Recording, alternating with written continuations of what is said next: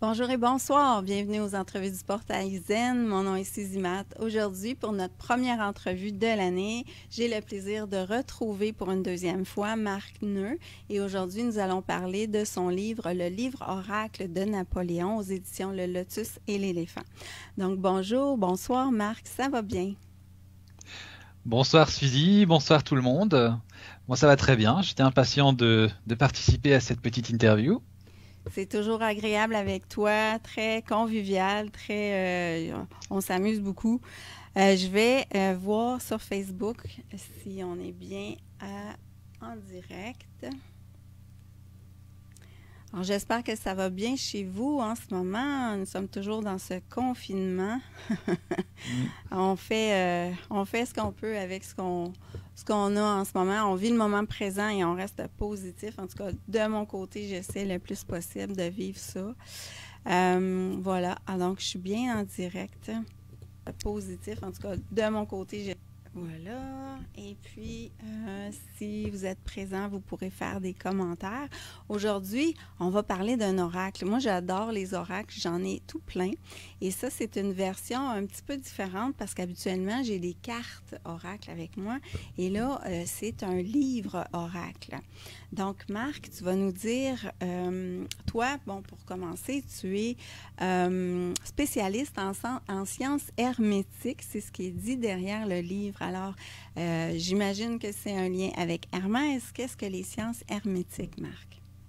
Alors oui, effectivement, ça a un lien avec Hermès, Hermès et l'hermétisme. Donc, en fait, l'hermétisme, c'est l'héritage qu'on a reçu justement d'Hermès de par son livre.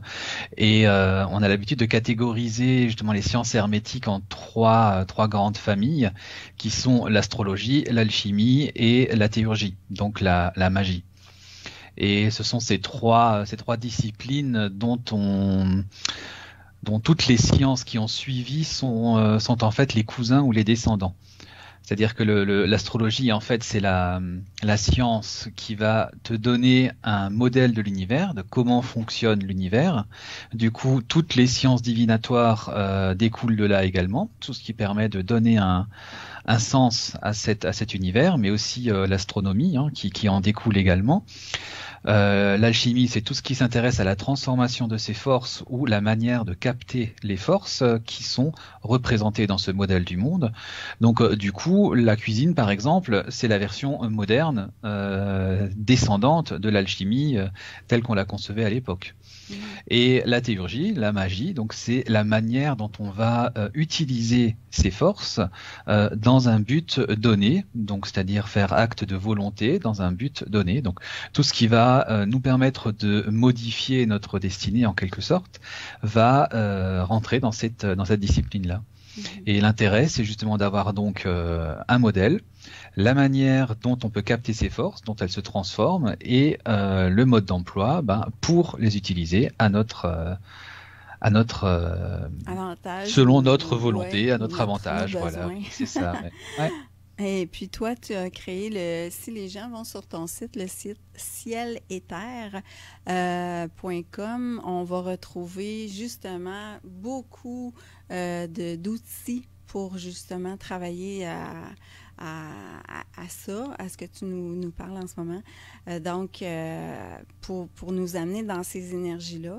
Ensemble, on a vu le livre, on a fait une entrevue ensemble l'année dernière avec Denis Labouré et tu avais fait l'illustration des pentacles dans le livre Le guide complet des pentacles et des prières l'année dernière. Donc, tu es comme un spécialiste d'articles, on pourrait dire de magie. Si je simplifie oui, beaucoup. en fait, en fait, voilà, je me considère comme un artisan de l'ésotérisme. Et du coup, l'utilisation des trois sciences permet de donner un petit supplément d'âme à chaque œuvre que je produis. Ouais. Donc, tu fais des belles choses, en tout cas sur le site. Là, Voilà, c'est qu'en fait tout est fait main. Il n'y a pas de dropshipping, il n'y a pas de choses qui sont préfabriquées. Là, ouais, vraiment tout est fait main. Et toujours en choisissant la date en fonction des dispositions du ciel, puisque c'est le moment où le ciel est disposé de la manière dont je le souhaite pour ce que je veux faire. Et alors le but c'est de capter justement le rayon et de le faire entrer, de l'ancrer dans la matière et ensuite de le faire agir dans le sens que je souhaite. Donc tous les produits voilà sont fabriqués dans cette mentalité-là. C'est pour ça il y a souvent des ruptures de stock parce que c'est des séries limitées. Hein. Si la configuration dure 2 heures, moi j'ai le temps de faire 3, 4 pendules peut-être, pas plus. Configuration, là, tu me parles vraiment de l'aspect où comment sont placées les planètes, les astres et tout ça. Voilà, exactement. Je crois beaucoup en l'astrologie. On le sent tellement, là, Alors, c'est vraiment intéressant. Donc, ce que tu fais dans cette énergie-là donne une énergie spéciale à tes créations après. Et la personne garde cette énergie-là. Voilà, l'objet le conserve et le rayonne ensuite. Et généralement, c'est un objet dont il y a un mode d'emploi à respecter et une prière notamment pour activer l'objet, puisque une fois qu'il est créé, je le scelle en quelque sorte. Sinon, je vivrais dans un espèce de brouhaha énergétique permanent avec tout le stock. Donc je le scelle et la personne quand elle le reçoit, en général, il y a une prière à dire qui fait office de clé pour ouvrir la notion, l'énergétique de l'objet, quoi. Alors Marc, qu'est-ce qui t'a amené? Donc le livre oracle, c'est pas des cartes, on utilise des traits et puis d'une différente façon. Avec le livre, on va voir la signification des traits. Donc, je simplifie encore une fois, là. Mais qu'est-ce qui t'a amené à écrire ce livre-là? Alors, c'est mes années de collège et de lycée qui m'ont amené à ça. Comme je dis souvent, j'ai survécu au collège et au lycée grâce à la divination. Puisque j'étais pas du tout dans les enfants populaires, mais d'un coup quand je me suis mis à tirer les cartes ou à sortir d'autres oracles, là du coup on devenait populaire et ça du coup ça plaisait à tout le monde et en plus ça rendait service et moi j'apprenais en même temps dans les choses que j'adorais, donc c'était bénéfice pour tout le monde. Donc du coup à la récré par exemple on se retrouvait et soit j'avais fait le thème natal de la personne la veille, soit j'amenais un jeu de cartes et puis on tirait les cartes, soit on utilisait notamment la géomancie dont dérive ce livre et en fait je suis tombé sur une version anglaise de ce livre, des tableaux de ce livre et je l'utilisais très régulièrement dans notre centre de documentation quand on était en heure d'études au lycée. Autant pour les élèves que pour les professeurs qui passaient d'ailleurs, c'était toujours assez rigolo parce que quand j'étais seul, ils posaient des questions perso, mais quand on était en groupe, ils venaient simplement pour des questions un petit peu quotidiennes, mais c'était très très amusant à faire et puis après quand il y avait les périodes d'examen, là ça tournait à tour de bras, hein, il y avait la queue entre les rayons et puis on tirait le tarot ou autre et donc cet oracle de Napoléon, moi, il me tient vraiment à cœur parce que ça fait partie des choses que j'avais durant l'adolescence. Et c'est un système que, du coup, je l'ai traîné, je sais qu'il fonctionne, mais il n'existait qu'en anglais. Ce qui fait que du coup, il a fallu le traduire, et puis c'était du vieil anglais. Ouf. Donc du coup, à l'époque, quand j'étais ado, j'avais 8 ans d'anglais derrière moi quand même, mais c'est de l'anglais scolaire qui avait rien du tout à voir avec l'anglais d'aujourd'hui. Donc mes traductions étaient vraiment mauvaises. Et là, du coup, à 40 ans, j'ai pu avoir accès aux informations, aux documents originaux. J'ai pu me faire aider aussi pour la traduction avec une personne qui est spécialisée en anglais. Okay. J'ai pu avoir une page du manuscrit en allemand. Donc ça m'a permis de confronter du coup si le document était bien traduit en anglais ou pas. Ça m'a permis de voir que la version allemande existait, mais j'ai jamais pu avoir le reste du manuscrit. Alors ça peut aussi être un faux parce que cet oracle c'est une légende, hein, donc il y a pas de ça ne peut pas être réel, c'est pas possible. On surfait sur la vague du napoléonisme et de l'égyptologie pour en faire ça. Plus tard, il y a la même chose qui s'est produit avec le livre L'homme rouge des Tuileries, où on invente une manière de combiner l'astrologie, la tarologie et la numérologie hébraïque en un seul thème, et ce qu'on a appelé après l'onomancie.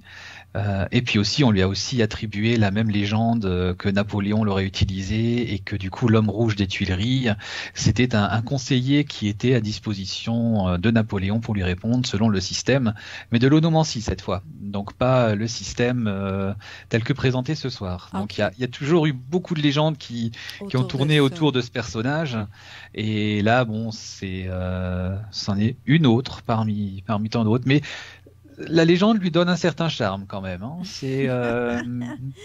Je trouve que voilà, ça lui donne un petit soupçon d'âme, voilà, qui est intéressant à voir. Alors, on va parler de la légende, on va parler aussi, alors le livre, l'oracle, il serait tiré du livre The Book of Fate, le livre du destin, qui serait un extrait d'un manuscrit rapporté par Napoléon de l'Égypte. De l'Égypte, voilà, pendant sa campagne d'Égypte, où du coup l'un de ces égyptologues aurait trouvé une tombe cachée quelque part dans la vallée des rois, si je me rappelle bien, et il aurait trouvé une momie qui tenait du coup le rouleau précieusement illustré encore contre lui, et du coup voilà, l'archéologue saisi par la beauté des illustrations l'aurait confié à quelqu'un pour le traduire, qu'il a rencontré mystérieusement parce que personne ne comprenait rien à ce texte.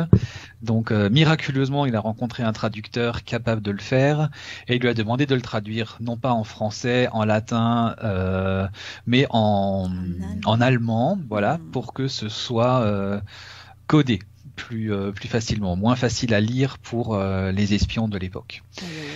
Voilà, et donc du coup Napoléon serait tombé dessus pendant une de ses tournées, et il aurait étrenné le test, le livre, et on aurait retrouvé justement dans le manuscrit allemand une page collée contre une page volante collée contre l'une des pages du livre, sur lequel il y avait des annotations de Napoléon lui-même, où il posait des questions et où il notait les réponses. Cette feuille a mystérieusement disparu, personne ne sait où elle est. Le manuscrit allemand a mystérieusement disparu, personne ne sait où il est, donc bon, ça rajoute un peu de mystère à cette affaire. Et le papyrus, on dit c'est un papyrus avec Isis, il y avait des dessins d'Isis. Voilà, il y avait une représentation d'Isis, des fleurs, enfin c'était extrêmement illustré. Il y avait beaucoup de dessins, dont une représentation de la Terre. Donc c'est aussi pour ça que on sait que c'est un système géomantique qui a été dérivé de là, quoi. Ok. Et puis, mais oui. excuse-moi, mais vas-y. Il y a une partie dans le livre qui indique comment tirer l'oracle. Donc il faut tracer des traits, ça on y reviendra. Mais il impliquait de tracer ces traits dans un cadre rituelique comme on l'aime beaucoup en hermétisme. Mais la personne qui a écrit ce texte ne l'a jamais pratiqué, parce que j'ai essayé de le faire, et on est censé tremper un calame, donc un morceau de bambou dans du oui, son, c'est ça. Il y a les... beaucoup de rituels à faire avec ça. Hein? Voilà, si on l'écoutait, voilà. Là, mais Voilà, j'ai ultra simplifié parce que ce rite ne peut pas avoir été pratiqué par quelqu'un. Je l'ai essayé et techniquement ça ne marche pas. Voilà, le sang coagule dans le bambou, on ne peut pas tracer tous les traits. Alors à moins qu'ils aient du sang particulier en Égypte à l'époque, mais en tout cas. Alors, voilà. ouais. Et puis, c'est ça, ce que tu dis, ce que tu racontes aussi, c'est que tout ce qui était égyptien était extrêmement à la mode à l'époque. Voilà, c'est-à-dire qu'en fait, on avait très peu d'informations, on n'avait pas Internet comme aujourd'hui. Donc, quand il se passait quelque chose en Égypte, c'est les quelques marins qui revenaient qui pouvaient raconter quelque chose, qui mettaient des légendes derrière aussi. Donc, tout le monde se nourrissait en quelque sorte des petits brins d'informations qu'on avait venant d'Égypte. C'était la mode, tout simplement, comme on peut le dire aujourd'hui, c'était la mode. Il y a eu une mode indienne, il y a eu une mode égyptienne, il y a eu plusieurs modes comme ça qui se sont succédés. Il y a eu la mode, effectivement, de l'égyptologie, où du coup, ça se voit même dans les sociétés initiatiques où tous leurs rituels ont d'un seul coup été basculés avec des dieux égyptiens ou des termes égyptiens. Puis ça a été une mode plus occidentale. On a repris des termes chrétiens. Enfin puis l'alchimie est arrivée là-dedans. Donc du coup on a rajouté encore un petit coup d'alchimie. Donc c'était la mode à l'époque. Et dans les cabinets de l'époque, on discutait, on papotait autour des légendes d'Égypte, des informations qu'on avait.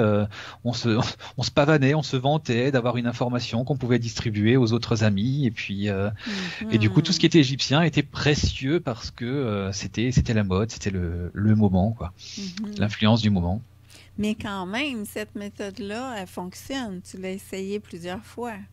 Bah, quel âge on a quand on passe le bac? On a 18 ans, donc depuis que j'ai 18 ans, je l'utilise un petit peu avant, 16 ans, donc à peu près, et j'en ai 43, donc du coup, ça fait un petit moment, ouais. Donc si j'ai décidé de le passer en livre, alors il y a effectivement l'anniversaire de la mort de Napoléon qui m'y a fait penser en disant que ce serait peut-être le moment, effectivement, de le ressortir. Et oui, donc c'est que ça fonctionne. Donc, ça veut dire qu'on n'est pas certain que Napoléon l'utilisait ou c'était ce qui entourait ça? Napoléon l'a peut-être eu entre les mains, mais parce qu'il brassait énormément de choses. Maintenant, de dire qu'il l'utilisait et qu'en plus, il en faisait son conseiller principal, parce que la légende va jusque-là. C'est-à-dire que il l'utilisait avant chaque bataille, avant chaque décision, il se retranchait pour tirer son oracle. Du petit livre en allemand, donc, qu'il gardait toujours sur lui. Personne d'autre n'avait le droit de le consulter, ou même de le toucher. Il était rangé sur lui ou dans un secrétaire, et personne n'avait le droit d'y toucher, et il se dirait même que Napoléon aurait failli perdre la vie en essayant de sauver son précieux manuscrit. Donc du coup, bon, je vois pas un personnage comme ça faire ça pour son livre oracle, quoi. Mais moi, j'ai aimé ça. J'ai essayé la technique. J'ai fait les petits traits. Donc, tu me parles on a parlé aussi que c'est un oracle fermé. Alors, qu'est-ce qu'un oracle fermé en rapport avec un oracle ouvert? Alors voilà, moi je distingue les oracles en deux catégories, donc les oracles fermés et les oracles ouverts. Les oracles ouverts sont les oracles auxquels on peut encore rajouter quelque chose sans que ça vienne déstabiliser la structure de l'oracle. Je prends un exemple par exemple l'oracle G, c'est un oracle ouvert. On pourrait y rajouter encore des significations, on pourrait rajouter des cartes pour augmenter la quantité d'informations qu'on peut tirer sur les cartes. C'est-à-dire qu'on peut encore rajouter une famille de 7 cartes, ou 8 cartes, ou 10 cartes. Ça ne changerait pas fondamentalement sa structure. Par contre, si vous prenez par exemple l'oracle Béline, c'est un oracle qui a une structure astrologique, donc basée sur les 7 planètes visibles, et sur chaque famille de cartes, il y a donc une planète représentée, et chacune de ces planètes va compter 7 cartes, et pas plus, puisque c'est un rappel du fameux septénaire des anciens. Ce qui fait que si vous rajoutiez par exemple une 8e carte, eh bien, la structure s'effondre, ça ne tient plus la route par rapport aux correspondances astrologiques qui sont utilisées. Pour le livre Napoléon, c'est pareil, il utilise des figures à 5 lignes qui sont soit constituées d'un nombre pair, donc des points pairs, soit de points... Voilà, celui-là, vous voyez les figures donc en périphérie, voilà. Si vous prenez la figure qui est tout en haut, c'est une ligne droite. Oui. Donc c'est une figure qui est constituée de 5 lignes d'impairs, c'est-à-dire que on a une fois, enfin donc le 1, le 1, le 1, le 1 et le 1. C'est-à-dire que sur une ligne, attends un petit peu, je ne sais pas si je l'ai mis, j'ai pas mis ce document-là malheureusement. Alors si, disons, tu as 5 lignes, sur les 5 lignes, la première ligne, tu mets, je vais donner un exemple, tu mets, je sais pas moi, 4 lignes, c'est un nombre pair, donc c'est 1 point. Et quand sur ta deuxième ligne, tu mets... C'est 2 points si c'est pair. 2 points si c'est pair. Alors, je ne vais pas tout mélanger les gens. Donc, 2 points si c'est pair et 1 point si c'est impair. Puis c'est n'importe quel nombre de lignes, en fait. Il ne faut pas les calculer quand on le fait, c'est ça, hein? Quand on les, voilà, et en fait, le but, c'est de tirer la figure qui est constituée de 5 étages. Et chaque étage, en fait, est constitué soit d'un point, soit de 2 points. Et pour ça, vous avez plein de manières de le faire. Vous avez donc la figure que moi j'ai conçue pour faciliter le tirage. Oui, tiens, on peut voir ici. Ouais. Ça c'est la méthode la plus populaire, effectivement. Vous prenez une feuille de papier, vous tracez 5 lignes pour pouvoir les numéroter, et vous allez faire des petits points sur chaque ligne en pensant à votre question. Vous allez faire comme ça. Puis vous allez compter vos points. Et le total des points vous donne un chiffre qui, lui, est soit pair, soit impair. Exact. Et Donc, comme ça, vous bâtissez vos 5 étages qui vous donnent une figure. c'est Et comme ces figures sont faites de 5 étages, soit pairs, soit impairs, eh bien, mathématiquement, ça ne donne que 32 possibilités de figures. Ce qui fait que si on rajoutait une autre figure, eh bien, elle fausserait complètement le système de création de la figure. Donc, ça veut dire que c'est un oracle fermé. Un oracle fermé, ça veut dire qu'on ne peut plus le faire évoluer. On peut l'utiliser différemment, mais on ne peut plus faire évoluer sa structure. Et comme il n'évolue plus, ça veut dire que l'ensemble de la création, matérielle ou immatérielle, c'est-à-dire les choses concrètes ou les choses abstraites, vont être représentées en analogie avec ces 32 figures. Et pas plus. exactement. Voilà. Ben, c'est ça, on ne peut pas en faire d'autres que ces 32-là. Voilà, Dans nos on points, dans nos peut lignes. rajouter une Ouais. ligne encore. Si on Ouais. rajoute une ligne, du coup, la méthode de construction est la même. On rajoute une ligne. Mm. Donc, on va multiplier les figures par 2. On en aura 64. Mm. Et là, on aura la structure du yiking. Tout simplement. OK. Si on ne fait que des figures à 4 lignes au lieu de 5, bah là, on va avoir les 16 figures, mais de la géomancie classique. OK. Alors, après ça, ensuite de ça, tu as un tableau avec des questions spécifiques qui ont été créées à cette époque-là, donc des questions qui peuvent être un petit peu, paraître un peu plus du passé, là, des questions, bon, je vais essayer de voir, le patient guérira-t-il, par exemple? Ça reste d'actualité. Ouais, Mais à j'essaie de l'époque, voir. c'était une question qui était fondamentale avec un simple rhume. Parce qu'on Ouais, pouvait, c'est le ça. rhume pouvait se transformer en maladie beaucoup plus grave, et là, on n'avait pas encore les outils qui permettent, comme aujourd'hui, de le traiter. Donc, aujourd'hui, on va utiliser cette question pour des cas qui sont beaucoup plus graves que ce qui était à l'époque. Mhm. Mais il faut se dire qu'à l'époque, les choses n'étaient pas. Il faut les replacer toujours dans leur contexte. Le prisonnier sera-t-il libéré, par Ouais, exemple? ça, c'est une question. Non. Aujourd'hui, on peut se dire qu'effectivement, on n'a plus besoin de cette question. Mais à l'époque, c'était courant. Dans les pays encore en guerre ou en guerre civile, c'est une Mm. question qui reste encore d'actualité. Donc, elle pourrait toujours encore être utilisée. Mais le but, c'est de d'étendre le sens de la question à des choses qui sont plus contemporaines, moins désuètes. Mhm. Est-ce qu'il va être libéré? On peut très bien imaginer que quelque chose est prisonnier, mais pas forcément un être humain prisonnier de quelque chose. Le prisonnier est-il libéré? Par exemple, je me sens prisonnier de ma relation avec quelqu'un. Mm.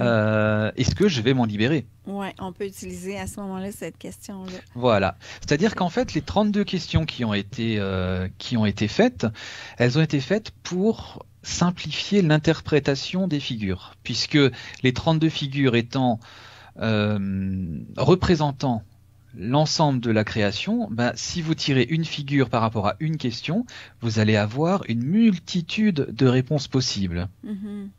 puisque ça représente un 32e de toute la création, chaque figure. Mhm. Donc on pourrait en débattre pendant des heures et des heures. Ouais. Les figures ont un sens en elles-mêmes, mais elles ont le sens d'un 32e de toute la création. C'est tellement énorme qu'on ne peut pas extirper une information pertinente si on se repose uniquement sur cette figure. C'est pour ça qu'on la place dans un contexte et qu'on va l'interpréter grâce justement à la clé de lecture, le fameux tableau qui permet Je vais d'interpréter. montrer, voilà.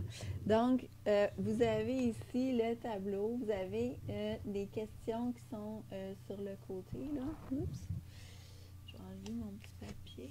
Donc, les questions sont possibles qu'on a, qui viennent avec l'oracle, sont là, mais Marc les a modernisées. Donc, à la fin, vous pouvez peut-être aller voir des questions que vous avez à cœur, vont peut-être être plus présentes là, à la fin du livre. Donc, vous allez choisir la figure que vous avez choisie. Après ça, il y a un chiffre. Et après ça, ça va à un tableau. Donc, disons que j'ai le chiffre 23. Mais là, je vais au tableau 23 à la figure que j'ai créée, que j'ai choisie. Et là, la réponse est là. C'est des réponses très courtes. Donc, j'ai essayé 2-3 questions pour le plaisir, puis j'ai été surprise des réponses. Et puis, par exemple, j'ai demandé à Marc tout à l'heure, est-ce que je vais avoir ma maison l'année prochaine? Mais il n'y a pas de question comme ça, mais on pourrait utiliser, par exemple, la question, mon projet se réalisera-t-il? Et on pourrait l'utiliser à plusieurs autres sujets là, avec cette question-là. Ça fait partie des questions de Joker. On peut les utiliser sur presque toutes les questions. Voilà, c'est ça. C'est donc ouais. Alors il faut par exemple par expérience quand on a un conseil en réponse à cette question plutôt qu'un fait. Par exemple, oui, votre projet se réalisera. Ça, c'est une des réponses qui est possible. Non, oubliez carrément. C'est aussi une des réponses possibles. Fais pas dans la dentelle. Hein, mais il y a aussi des fois des conseils. Par exemple, vous devriez revoir votre projet.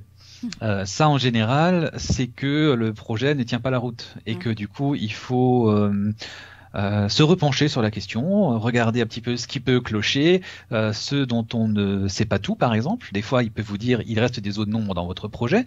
Donc, pour la maison, par exemple, ça peut être un problème avec le terrain, ça peut être un problème avec l'ancien propriétaire, ou ça peut être la banque qui n'accorde pas le crédit alors qu'il vous disait que oui.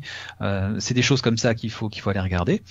Et il faut donc interpréter la question, la réponse, pardon, mais en la replaçant dans son contexte. Et c'est là que c'est difficile, en fait, puisque on peut, nous, l'interpréter facilement en tant que celui qui pose la question, parce que celui qui pose la question, il connaît tout le tableau qui constitue le problème. Quand vous posez comme ça une question à quelqu'un qui doit le faire pour vous, bah, est-ce que je vais avoir ma maison l'an prochain? Moi, je vais avoir une réponse courte, hein, genre oui, non, peut-être. Et donc là, il faut qu'on extrapole par rapport à cette question et par rapport à l'expérience aussi, parce que à force de tirer l'oracle, on la connaît, hein, c'est comme d'autres oracles. Moi aussi, c'est la même chose. Je sais que je vais avoir telle carte quand j'ai telle question et c'est celle-là qui va revenir dans le même genre de problématique. Puis toi, tu dis ça parce que je t'ai demandé si on pouvait le faire pour d'autres personnes. Donc, c'est ça, exact. Ça prend... Voilà. Donc, c'est intéressant de le faire pour d'autres, là, ne serait-ce que pour montrer la méthode en action, comment ça fonctionne. Après, l'interprétation, je vais la tirer du livre, parce que justement, elle est pré-interprétée, elle est faite pour ça. Et c'est pour ça qu'on a fait le livre en tout petit format.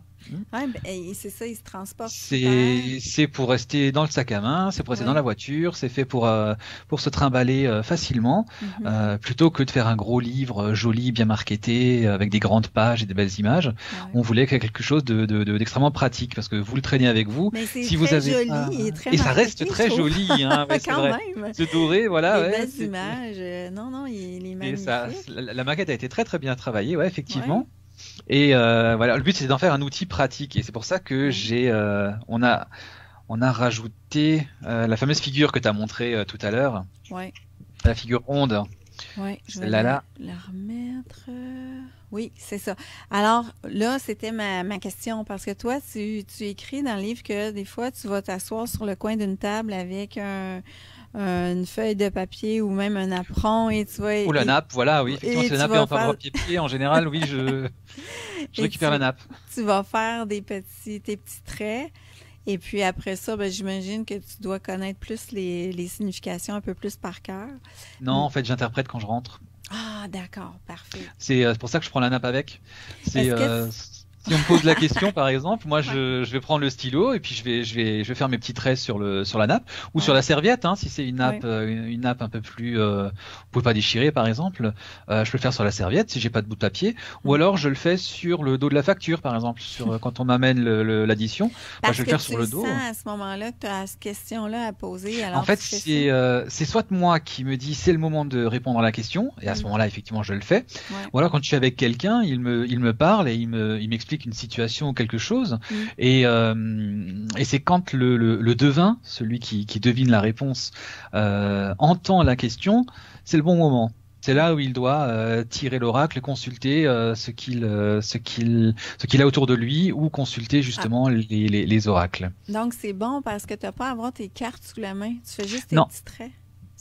Des fois, tu n'as même pas besoin de traits. C'est comme comme on en parlait tout à l'heure, c'est quand je fais une conférence ou une intervention en public, il y a donc des rangs de personnes qui sont devant moi, assis, et du coup, je leur fais toujours une petite introduction en disant, bah, on va voir comment ça va se passer entre nous pendant cette heure ou cet après-midi ou cette journée, et je veux dire, on va compter les 5 personnes sur les 5 premiers rangs. Et donc, ça me donnera forcément 5 chiffres, pairs ou impairs.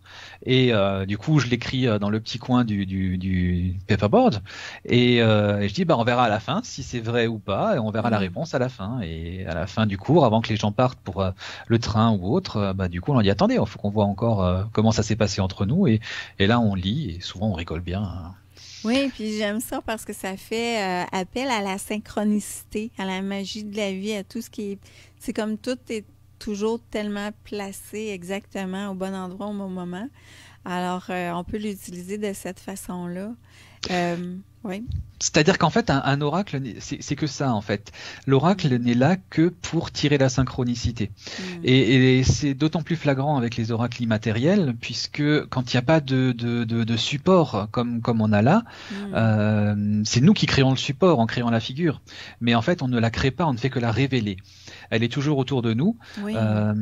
Et ces figures varient en fonction de notre contexte, de notre environnement, de notre mode de pensée. Et quand nous, on se focalise sur une question, bah, du coup, c'est comme si l'espace se figeait pendant un temps, que les forces s'arrêtaient pendant un certain temps, juste le temps que nous, on puisse relever cette force, cette figure, et la matérialiser. C'est toujours que ça, c'est la révéler. J'essaie toujours d'expliquer ça aux gens, c'est qu'on ne crée pas une figure, on ne tire pas la carte, on ne fait que révéler ce qui est déjà là. Et c'est pour ça que ça marche comme ça avec les personnes qui sont là. Ils se sont placés comme ça, par synchronicité, mais quand je fais en public ou par téléphone, c'est-à-dire que j'ai la personne en audio, je leur dis, on va tirer la première figure, on va tirer le premier étage, la première ligne, regardez autour de vous et arrêtez votre regard sur quelque chose. Et je dis, qu'est-ce que vous voyez? Et c'est par exemple, là, je vois ma webcam. Donc, il y a une webcam. Donc, c'est impair. Donc, on va placer un point sur le premier étage. Je dis maintenant, déplacez votre regard et regardez autre chose. Qu'est-ce que vous voyez? Là, je vois mes 2 livres qui sont posés à côté de moi. Ok, deuxième ligne, ce sera 2, donc du pair. On va mettre 2 points. Et on fait comme ça. Et du coup, on a la figure qui est révélée. Voilà. Ouais. Et puis, il y a aussi une autre façon, là, j'ai remis ça, je l'ai pris en photo. Est-ce que tu l'aimes, cette façon-là de le faire? Alors oui, alors il faut voir ça comme un oracle à 2 vitesses. Okay. Comme la plupart des oracles d'ailleurs. C'est que vous avez l'oracle qui peut servir au quotidien à répondre à des questions comme elles viennent. Mais vous avez aussi l'oracle qui va prendre plus de profondeur en répondant à une question qui est vraiment extrêmement importante et dont les enjeux vont être encore plus importants pour vous. Donc le genre de tirage rapide, comme je vous le disais, avec les traits par exemple, fait sur le pouce, comme ça, sur un coin de table, l'utilisation de cette figure-là pour faire le tirage, ça c'est bien pour des questions mais qui n'ont pas un enjeu énorme. Okay. Pour ta maison, par exemple, je suppose que ça impliquerait un changement de vie, un déplacement de famille peut-être, un investissement. Donc, du coup, c'est quelque chose qui passe là dans un domaine où on touche sur de la destinée. Là, on touche vraiment sur quelque chose de fort. C'est important, ouais, au niveau du changement de vie. Et donc, du coup, je préfère utiliser du coup une méthode où la concentration nécessaire pour obtenir la figure va être plus importante. Et pour ça, j'utilise généralement les baguettes chinoises, les baguettes d'Aquilée, pour le tirer un petit peu de la même manière que le yiking, avec des séparations de tas qu'on va compter par la suite. Donc c'est expliqué c'est la dernière méthode de tirage, où là du coup vous avez besoin d'à peu près un quart d'heure à 20 minutes pour obtenir la figure. Quand vous avez l'habitude, ça va un petit peu plus vite. Parce que vous avez pas... Tu te mets dans un état beaucoup plus méditatif, chandelle et tout ça. Exactement. Pour arriver, c'est vrai qu'on se branche beaucoup mieux à ce moment-là. Et là, on est conscient des enjeux. Et là, du coup, on se pose. Et c'est comme si vous faisiez une offrande au Dieu en disant, voilà, maintenant je me pose et je t'offre ces 20 minutes pour que ta réponse soit vraiment adaptée à ma question. Et là, du coup, vous avez une réponse qui est forcément pertinente. Alors, tu as plusieurs petites méthodes à la fin. Il y a les méthodes des haricots, le jet des haricots. Et puis, c'est Les ça. les pièces Ou les chinoises, pièces effectivement, ou les pièces chinoises. classiques, pas forcément Oui. chinoises, hein, on peut faire ça avec des euros, avec des dollars, on peut faire ça comme on veut. Le Mhm, but, c'est toujours d'obtenir le pair et l'impair. mhm, Donc à partir du moment où la méthode respecte des règles mathématiques, c'est-à-dire qu'il faut que vous ayez autant de chances de sortir le pair que de l'impair. OK. Si les statistiques sont faussées, que vous avez 9 chances sur 10 de sortir du pair, c'est que c'est pas une méthode qui fonctionne. Mais par contre, tout le reste, je vous ai dit, hein, vous regardez autour de vous, c'est une des techniques, mais vous pouvez, vous faites un cercle devant vous ou un carré devant vous, vous prenez des grains de café, vous les jetez en vous posant la question, et vous comptez le nombre de grains de café qui sont dans le cercle ou dans le carré. Ah ben oui, tu Et peux ça faire vous ça. donne, et ça vous donne une première réponse. Si vous jouez avec les coquillages, hein, avec les coris ou les petits coquillages de plage, vous faites la même chose, vous en prenez un certain nombre, vous les jetez, et vous comptez les figures qui sont mâles ou femelles, donc renversées ou ouvertes, et ça vous donne aussi le nombre pair ou l'impair. Donc il y a comme ça plein de techniques, et puis on peut en créer encore plein d'autres. Mhm, Hein. mm. C'est juste le principe d'obtenir un chiffre pair ou un chiffre impair, n'importe comment. Super. Alors, je vais inviter les gens à essayer ça parce que c'est une belle méthode originale. Originale et en fait qui vient de loin. Et puis, je voulais voir, j'ai pas de questions. Merci à Josie, Corinne, Valérie, Claude. Il y avait un petit peu de gens qui étaient là à nous écouter aujourd'hui. Est-ce que tu voulais rajouter quelque chose, Marc, avant qu'on termine? Qu'il faut pas hésiter à l'utiliser. C'est le concept, c'est vraiment un aura qui doit servir au quotidien. Et Ouais. comme il est préinterprété, c'est extrêmement simple, mais replacer juste autant les questions que les réponses dans un contexte plus contemporain. Et dites-vous que la réponse est toujours pertinente. Mm. Si vous ne la comprenez pas, c'est pas grave. Notez-la quelque part. Mettez-la, collez-la sur un post-it sur le frigo. Chaque fois que vous allez vous servir, vous allez revoir ça et à un moment donné, ça va faire tilt en disant mais oui, bien sûr, je l'avais pas vu comme ça. Et d'un seul coup, la réponse fera sens pour vous. Mais si vous respectez les règles de tirage, si vous ne vous trompez pas de tableau pour l'interprétation, la réponse sera forcément pertinente. C'est juste vous qui n'avez pas vous n'êtes pas branché à ce moment-là pour recevoir la réponse comme ça. Ou alors, vous ne voulez pas de la réponse. Ah, ça, c'est Ça toujours aussi, ça possible. s'appelle un déni. C'est possible aussi. Alors, ben, merci beaucoup, Marc. Merci. Je vais inviter les gens à aller visiter ton site internet cieletterre.com qui va être sous la vidéo. Et puis, à la prochaine parce que je sens un grand créateur. J'imagine qu'on va se revoir prochainement. Donc, merci à tous. Je vous passe une excellente soirée, une excellente journée et on se retrouve pour une prochaine entrevue. Partagez la vidéo, aidez-nous à faire connaître le portail Zen. Merci beaucoup. Merci Bye. beaucoup à vous. Bonne Merci, soirée. Marc. Bonne soirée.